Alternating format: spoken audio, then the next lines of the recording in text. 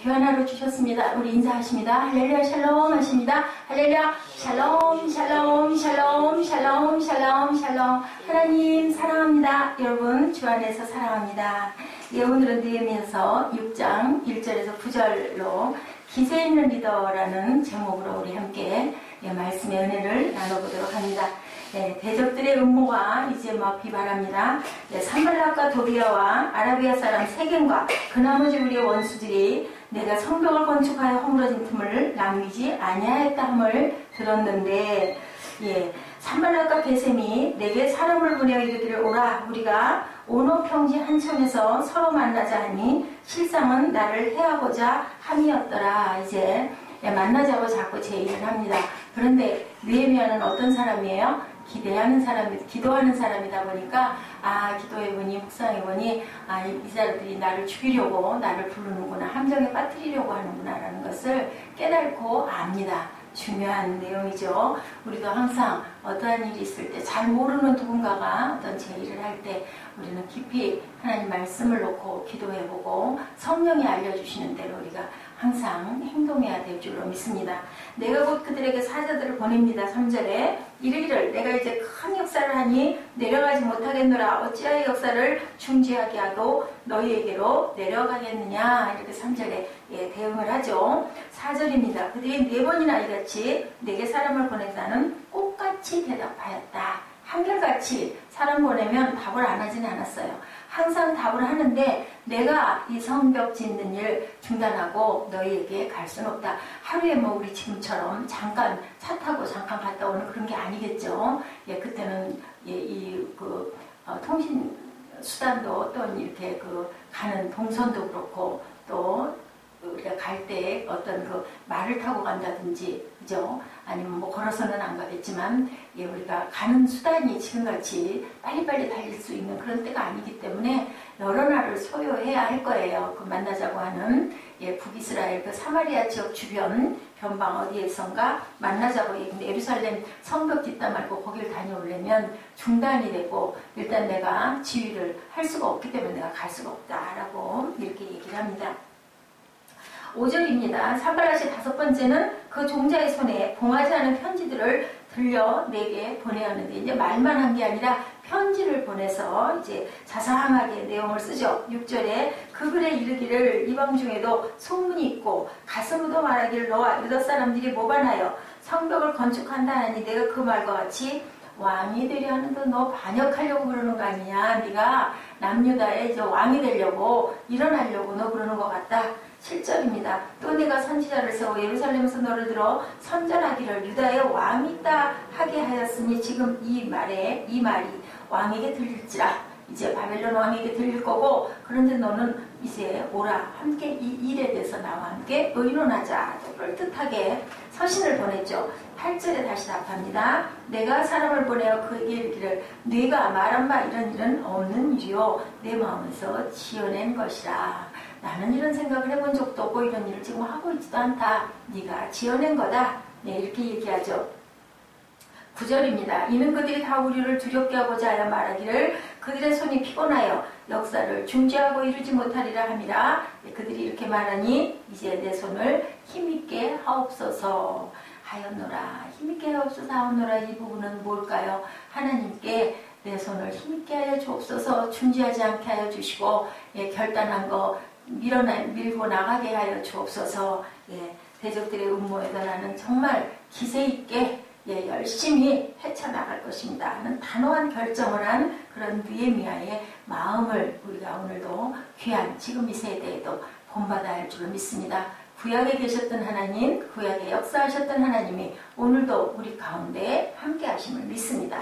단호한 결정을 하죠. 성벽이 거의 완성되어 가지고 산발랏은 이제 더욱 불안해서 계속 매일같이 사람을 보내고 그것도 안 되니까 서신을 보내서 지금 1절에서 9절까지의 주고받은 내용, 거기에 대처하는 느헤미야, 기세 좋게 밀고 나가는 느헤미야의 결단력이, 단호한 결정이 있습니다.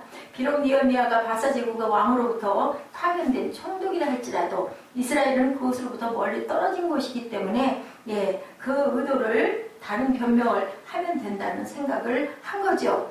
그래서 느헤미야를 사마리아와 유다 지역의 접경 지역에 불러내 죽이고자 합니다. 남유다와 그 사마리아 지역 접경 지역에 불러내서 예루살렘에서 지금 성벽 건설 공사를 하고 있는 느헤미야를 불러내서 내가 여기서 죽여버리겠다. 왜냐하면은 영향권 안에 있지만 바벨론의 영향권 안에 있지만 떨어져 있는 그러한 곳이기 때문에 거기서 내가 너를 깜짝같이 죽여도 아무 상관이 없다라고 이제 아주 그 악한 산발락과 도비아와 아라비아 사람 세겜 그 나머지 원수들이 이렇게 작담을 하고 모의를 한 내용이 드러나죠. 항상 하나님의 일에도 이런 그 사단이 마가 틈을 탄다라는 것을 우리가 이 부분에서도 알아야 합니다. 하나님께서 누구의 마음을 고레스의 마음을 감동하여서 너희 나라로 돌아가라 포로 생활 70년을 끝내게 해주고 돌아가서 성전 건축을 해라 라고 이렇게 얘기해서 계속 성전도 짓고 또한 했는데도 성벽이 무너져 있고 성벽이 아직도 온전하게 되어 있지 않은 그런 구석에 대한 그런 얘기를 듣고 이제 굉장히 슬퍼했던 그 느헤미야가 왕의 그 허락을 받아가지고 다시 가서 성벽 건설을 하는데 여기에 또한 이렇게 마가 낀다. 하나님께서는 이렇게 네가 가서 이렇게 해라 라는 그런 성령의 감동을 주셔도 항상 세상에서는 세상 가운데서는 잘 되는 것을 하나님의 일이라는 것을 보고 싶어 하지 않는 뭐가 사탄의 세력이 아주 그럴듯하게 이렇게 파고들어서 이제 느헤미야를 죽이려고 하는 그런 음모가 일어나고 있습니다. 느헤미야를 사마리아와 유다 지역의 접경 지역에 불러내 죽이고 하죠. 그러자 산발락 5번이나 사람을 보내 만나자고 계속 요구를 하는데 계속 똑같은 말로 거절을 하고 결단을 해서 이제는 나는 절대 그런 마음이 없다. 편지를 해서 보내니 편지로 똑같이 해서 돌려보내고 사람을 보내서 얘기를 하면 똑같은 얘기로 나는 이 공사를 중단하고 너희를 만나러 갈 이유가 없다라고 거절을 하죠. 끝까지 거절하기가 어떻게 보면 한 번쯤 가서 만나볼까 하는 마음이 들 수도 있는데도 느헤미야는 하나님이 주시는 그 감동의 마음, 저 사람들이 나를 죽이려고 하는구나. 그것을 그 깨달음을 절대로 돌이키지를 않습니다. 끝까지 거절하지 않았다면 느헤미야는 아마 암살을 당하고 말았겠죠. 횟수가 중요한 게 아니죠. 5번 아니야 50번이라도 사단이 나를 흔드느라고 그러는구나. 일때는 우리가 일상 가운데서도 사람 가운데서도 생활 가운데서도 그런 일이 일어날 때 우리는 결단이 되어지면 절대로 움직이지 말아야 되겠죠. 어떻더라도 내 목숨이 없어지는 한이 있더라도 하나님이 주신 명령은 우리가 어기거나 뒤로 물러설 수가 없는 거죠. 옳은지 그른지가 중요한 게 아니라 쉬운지 어려운지가 문제가 아니라 뭐가 중요해요? 거짓인지 진리인지 진실인지 그것이 중요하다. 그것은 무엇을 근거해? 말씀에 근거해서 또는 우리가 성령께 기도했을 때 성령이 우리에게 주시는 감동이 하나님 말씀과 맞는 살리는 영인지 그죠? 뭔가를 해야 하고 깨부시고 죽이는 건지 반역을 하고 음모를 꾸미는 그런 아주 나쁜 성경의 근거에서 위배되는 일인지 이것을 우리가 정확하게 판단할 줄을 알아야 된다. 우리는 믿음의 사람으로 진리를 가장 중요하게 여겨야 할 저와 여러분이시죠. 그렇다면 우리도 느헤미야처럼 우리가 가는 길에 단호한 마음, 하나님의 길이라면 우리는 절대로 멈출 수도 없다는 거죠. 우리가 가는 길은 진리라고 생각하기 때문에 가는 것이라면 절대 누구의 말에도 요동해서는 안 된다는 거죠. 진리이기 때문에 단호함이 있어야 된다. 누가? 리더의 자질 중에 그죠? 우리가 절대로 우리 기세를 굽혀서도 안 되고 단호함을 흔들려서도 안 되고 거기에 어떤 혈기도 필요가 없는 부분이죠. 보통 우리가 우리 뜻과 위배되는 뭔가 장애가 생기고 하면은 뭐부터 일어나요? 화부터 일어나죠. 혈기부터 일어나죠. 그러다 보면은 우리가 판단력을 잃을 수가 있습니다. 온전하게 바라볼 수가 없고 사람에 대한 감정으로 들어 일어나는데 그것을 그렇게 보지 말고 영적 사탄이 우리를 이렇게 흔드는 것이다 라고 생각을 한다면 누가 산발라시 그러든 도비아가 그러든 누가 그러든 그게 중요한 게 아니라 네 뒤에 네 속에 사탄이 있어서 나를 죽이려고 하는구나 이렇게 생각을 한다면 사람에게 화를 낼 일이 아니라 그 사탄을 내가 막아야 되겠다라는 그 마음이 가장 지혜로운 하나님의 마음이겠죠. 이 조작을 간파하죠. 9절에 그들이 다 우리를 두렵게 하고자 하여 말하기를 그들의 손이 피곤하여 역사를 중재하고 이루지 못하리라 함이라 라고 그렇지만 하나님께 기도합니다. 내 손이 힘있게 하여 주옵소서. 성벽을 건축하지 못할 것이라는 그들의 비난이 사실은 느헤미야를 비롯한 유다 사람들을 두렵게 하기 위해 만들어낸 허상이라는 것을 느헤미야는 간파합니다. 이것을 간파하지 못하고 있으면 안 되죠. 뭐를? 적을 알아야 이긴다라는 그 얘기도 있죠. 백전백승. 적만 알면 우리가 어떤 그 전투에서도 분명하게 이길 수 있다. 또한 우리가 하나님의 마음을 아는 것도 중요한 것이 하나님의 뜻이 무엇인지 우리가 알 때는 하나님의 마음을 알아야 되고 그 마음을 알기 위해서 우리가 성경을 묵상하고 기도하고 그죠? 찬양하고 이렇게 하나님께서 우리에게 항상 내가 너희와 함께 할게 라는 그 말씀처럼 우리에게 늘 응답하신 하나님. 때로는 또한 응답이 없으시면 우리는 어떻게 해야 돼요? 웨이트하고 기다리고 그냥 기다리는 게 아니라 기도하면서 기다리고 말씀 묵상하면서 기다리고 그러면 분명하게 하나님께서는 선명하게 알게 해주십니다. 그 시와 때를 우리가 정확하게 모른다 할지라도 좀 이를 수도 있고 좀 늦을 수도 있고 아니면 예스 아니면 노도 응답이라는 거 우리가 너무 잘 알죠. 그래서 몸은 어떻게 해요? 나 힘들어, 나 피곤해, 나 이거 못할 것 같아. 자꾸 이런 마음을 갖다 보면은 점점 더 어디로 떨어져요? 나락으로 떨어지고 의욕도 잃어버려지고 정말 몸이 아픈 것 같고 그죠? 그래서 우리는 입술로 항상 할 수 있어. 나는 건강해. 나는 충만해. 사단이 나를 절대로 틈타지 못할 거야. 예수의 피로 하고 항상 무장을 해야 합니다. 기세의 사전적 의미를 한번 찾아봤어요. 남에게 영향을 끼칠 기운이나 태도다. 어떤 영향을 끼쳐요? 좋은 영향. 적이 나를 죽이려고 하면은 그 부분을 기세 있게 밀고 나가서 절대로 나를 침범하지 못하도록 하는 그러한 아주 밀고 나가는 곧장 나가는 그러한 기운이나 태도다. 악한 사람의 허상의 말도 때로는 기운이 강하여 기세가 든든할 수도 있습니다. 그럴 때 우리는 한결 더 무장해야 되겠죠. 무엇으로? 성령의 검으로 말씀으로 대적하고 나가야 합니다. 멀쩡한 사람도 넘어뜨리죠. 그렇게 믿음의 사람은 악한 사람의 기세에 넘어지지 않도록 믿음의 기운을 차려야 된다. 그래서 느헤미야는 기도하죠.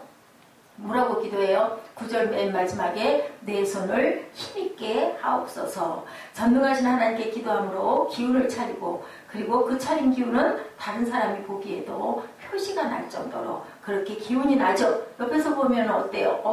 주의 종 보면 전도사님, 목사님 어떤 분들 보면 나는 할 수 없어, 나는 못해, 시대에 빠져있고 좌절하고 염려하고 막 이러면은 우리도 옆에서 볼 때 저도 옛날에 집사 때도 그 시절이 있었는데 목사님이 저러는데 나는 나 같은 거야 이런 마음이 들지만 그냥 어려운 중에도 그냥 아주 충만해가지고 아주 힘이 나고 번쩍번쩍 찬양을 힘있게 하시고 막 이러고 우리는 할 수 있습니다. 아멘 할렐루야 하면은 나도 모르게 막 힘이 나고 신이 나지 않습니까? 이런 것처럼 모습이 참 중요합니다. 때로는 내가 힘이 없고 연약해도 그래도 남들에게 시험 들게 하면 안 되니까 할 수 있습니다. 믿는 자에게 능치 못함이 없지 않습니까? 하는 그러한 아주 선포를 할 줄도 알아야 된다.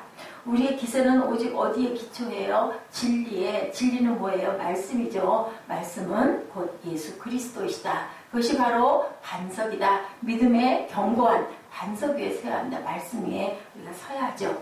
진리의 길을 가고 있다면 아무리 악한 영이 우리를 넘어뜨리려고 해도 상황이 안 좋아도 기세 등등하여 그 악한 것을 이겨야 한다. 기세 있는 리더가 돼야 되겠죠. 그래야 다른 사람들이 따라올 수가 있는 거예요. 앞에 가는 리더가 비실비실 힘이 없고 될까 안 될까 이거 어떻게 했으면 좋겠어요. 자꾸 행설수설 우왕좌왕 갈팡질팡하면 따라가는 사람들이 그만 어이구 앞에 서서 끌고 가는 사람들처럼 뭐를 하겠어? 이러고 그냥 주저앉고 아이고 집에나 가자 돌아가게 되는 거죠. 기운 없는 리더가 되어서 갈팡질팡한다면 따라오는 사람도 힘을 잃을 수밖에 없다라는 거. 때로는 리더는 기운이 없어도 기운차게 활기차게 힘있게 입술로는 무엇을 긍정적인 언어로 하나님의 말씀으로 성령의 검 그리고 구원의 투구 의의 흉배를 붙이고 나아갑시다. 우리는 누구도 우리를 침범하지 못한다. 누구와 함께 하시니까?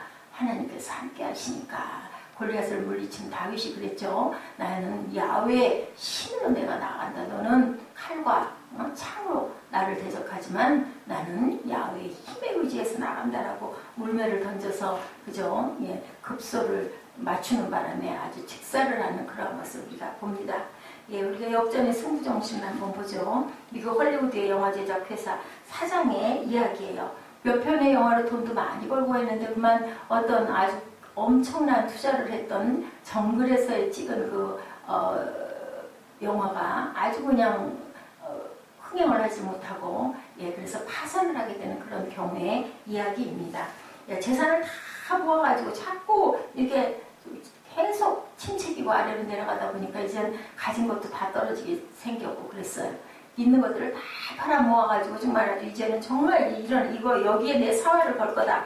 아프리카를 배경으로 한 영화를 제작했어요. 그런데 이 사장이 고용한 감독이 불행히도 다큐멘터리 기록영화 전문가였다고 그래요.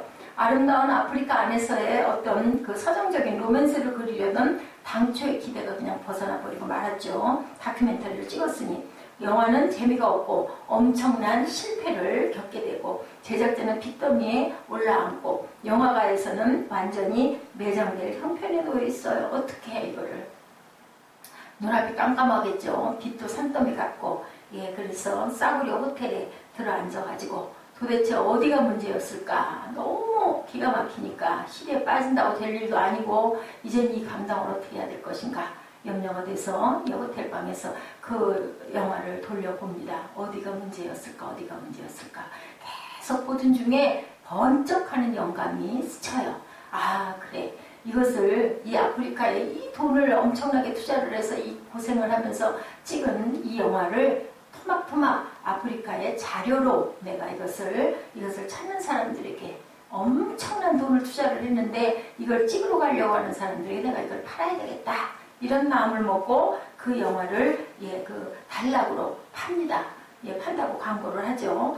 예, 동물, 사막, 원주민들 정말 힘들게 찍은 그 필름들을 광고를 했더니 많은 사람들이 그게 필요한 사람들이 뭐 가는 것보다 훨씬 시간도 절약되고 또 돈도 좀 쌌겠죠. 예, 경비도 절약될 수 있고 아주 사진은 덜 할 나위 없이 기가 막힌 예, 장비로 찍었으니까 아주 훌륭하고 그래서 그것으로 다들 와가지고 사갑니다. 적중했죠. 막대한 비용으로 아프리카로 가려는 다른 영화 제작자들이 전부 다 와서 그걸 사줘요. 결국 그는 재기에 성공하고 멋진 한 편의 인생 역전을 시작시켰다. 이게 뭐예요? 나는 안 된다. 나는 할 수 없다. 나는 못한다. 이 모든 것들을 제했기 때문에 결국은 이렇게 일어설 수가 있었다.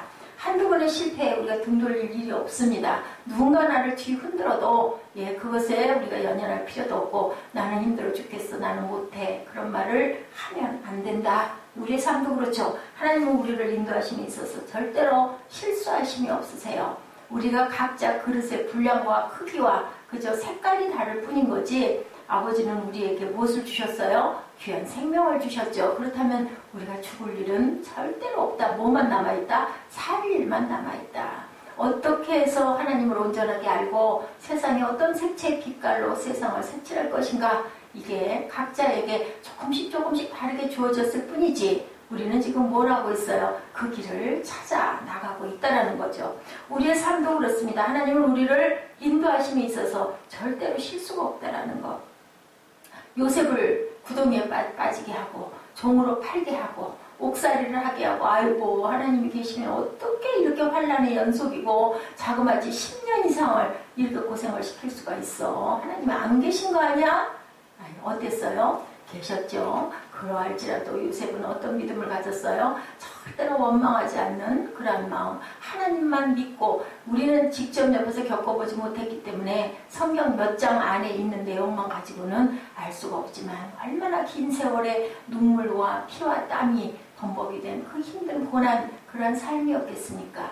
그런데도 성경에 보면 한마디도 하나님을 원망했다거나 자기 형제들을 원망했다거나 그런 내용이 없어요. 그죠? 만났을 때도 자기가 먼저 그러죠. 하나님은 우리가 이렇게 될 거 아시고 나를 여기에다 먼저 보내신 것이다. 우리 민족이 배고파서 굶어 죽을 줄 알고 나를 이렇게 여기에 보내서 애굽에 보내서 나를 총리를 만들어가지고 풍년이 들었을 때 곡식을 많이 저장하게 해서 우리 민족들을 먹여 살리려고 이랬다. 내가 먼저 이렇게 해서 온 거다. 형님들 걱정하지 말라고 염려하지 말라고 이건 누가 한 게 아니라 하나님께서 나를 이렇게 한 거다. 절대로 나는 원망하지 않는다. 그런 마음을 가졌을 때 하나님께서 우리를 온전하게 들어 쓰신다. 네. 시편 115편 1절에서 18절 내용에 근거한 그런 내용입니다. 미국 시카고에 있는 어느 한 교회에 3살짜리 여자아이의 장례식이 있었다고 그래요. 근데 그 장례식, 조그마한 장례식에 어떤 허름한 차림에 중년 하나가 와서 앉아있다가 마지막 기도들 하는데 그 죽은 시체 아이의 발에서 신발을 벗겨가지고 들고 나갑니다.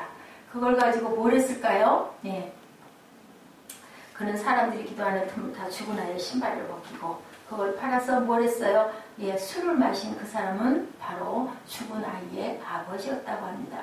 20년 후에 시카고 제1장로교회에는 수천 명의 성도들 앞에 한 사람이 외치고 있는 모습이 있었다고 그래요.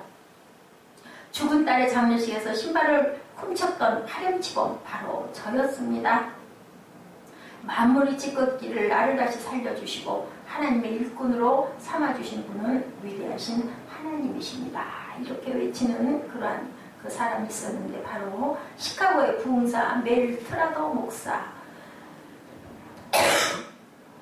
하나님은 인간이 볼 때 폐품 같고 불량품 같은 그를 통해서 하나님의 아름다움과 영광을 다시 드러내는 놀라운 창조를 이렇게 한다는 거죠. 역전이죠. 역설이죠. 저 역시도 마찬가지입니다. 제가 잘나고 뛰어나고 똑똑해서 이 자리에 서서 여러분들에게 이 아침에 이 말씀을 증거하고 전하는 것이 아니라 가장 먼저 제가 바뀌어야 되고 제가 은혜 받아야 되기 때문에 이제 너 그동안 세상살이 잘했는데 나한테 올 날 멀지 않았는데 이제부터는 너 나에게 순종할래? 이렇게 한 영혼에게라도 말씀을 온전하게 전해서 그들의 마음밭에 하나님의 나라를 심어라 라고 명령을 하신 어느 날 그 감동으로 제가 공부를 하고 이 자리에 이렇게 서게 되고 또한 새벽 예배를 천일을 특별 새벽 예배를 작정을 하고 매일 밤 토요일도 없죠. 주일에 하루만 빠지고 새벽 예배 준비를 늘 하면서 제가 먼저 은혜 받고 깨지고 그리고 마음에 깊은 하나님의 그 은혜 속에 제가 잠겨서 여러분들과 함께 또한 이렇게 말씀을 또 나누면서 또 은혜를 받고 그래도 온전하게 실천을 못합니다. 이렇게 하나님께서는 어제나 오늘이나 또한 내일도 동일하게 누구를 위해서 한 자녀라도 실족하지 않게 위해서 어떤 역사를 가지고 구약의 역사를 가지고 신약에 예수님이 오셔서 애쓴 많은 그 서신서와 오경을 가지고 항상 저희에게 말씀해 주시죠. 그 말씀을 우리는 큐티로 묵상으로 접목하면서 항상 하나님의 말씀이 살아있는 말씀이 되었구나라는 것을 깨닫고 느끼고 알면서 기뻐하면서 기뻐하라 항상 기뻐하라 쉬지 말고 기도해라 범사에 감사해라 라고 말씀하세요. 기뻐해라 명령어로 나와 있다고 하죠.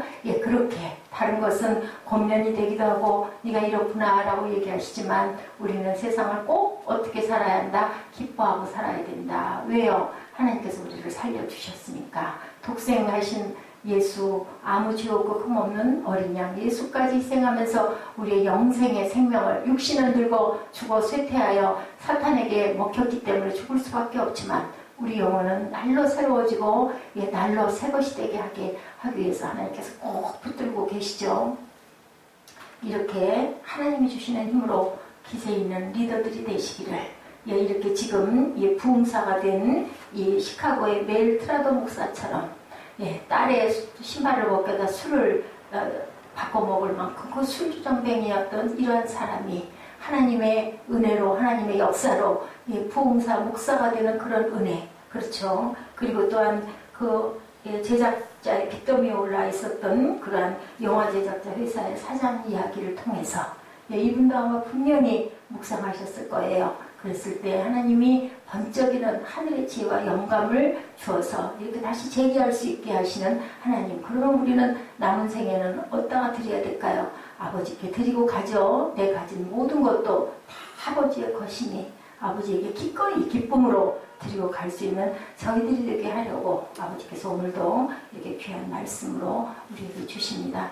느헤미야가 이렇게 산발랏을 물리치고 도비아를 물리치고 굳건하게 내가 할 일에 대해서 절대 요동하지 않고 기세 좋게 단호하게 밀고 나갈 수 있었던 거 하나님께서 우리에게 항상 알려주시죠. 말씀과 기도와 묵상 속에 우리에게 새 힘을 주시고 새 힘 얻고 다시 일어날 수 있도록 해주시는 하나님의 은혜로 우리가 살아가는 줄 믿습니다. 오늘 토요일 주말입니다. 주일을 잘 준비하시는 거룩한 하루, 기쁜 하루, 감사의 하루, 보람의 하루, 기도의 하루가 되시기를 주님의 이름으로 축복합니다.